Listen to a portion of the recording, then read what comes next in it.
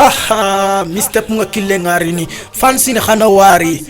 dongo ngolli ni khaya da nga wurondo kiye angana gemke ana bone yankanda nga fansi ni khaya ntinda nga nangolli donc digame anyeme khaya foni ke 2020 Chalo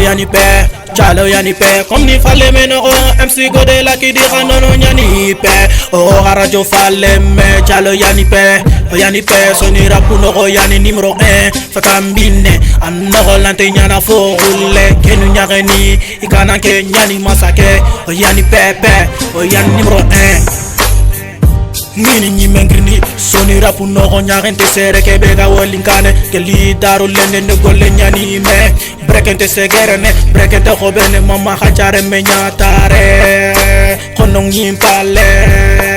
ajoba de anyani soni lenki angomula ni ngori tima vise tima lupe soni rapu lingotro anya soko bombo lemne jikeni ma komonge jikeni mikro nini kite ngutu kamu soni rapu nogo ayangandana te tunka bana nyande segendi fansin keso gelingo khayande ganchi gera khana ko tipa kolendo fanti ante nyemene antro male kamuti do yonki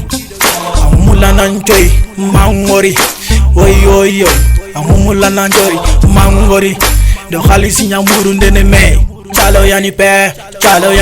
comme ni fallait meno MC Godé la qui dira non yani pe oh radio fallait me chalo yani pe soni rap no yani numéro 1 fatambine anno lante nyana fo fansi ne ragere se khira rubekininga awinkite ngana sege pojum sukama enemy ni ngo kite ne jaka yani ngejike angana kitelo ke yimbe angokulene kota sudo diga gebe khamana jerini ni nyate ine haraper ni nyani selinge kota sudo diga gebe hagadora rapunya folinge ali naka kufone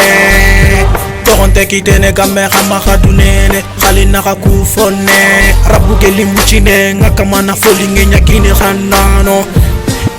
ngori na ma arena ngori na matamangunda kabatengo jate yanko hage minga ngori ni fone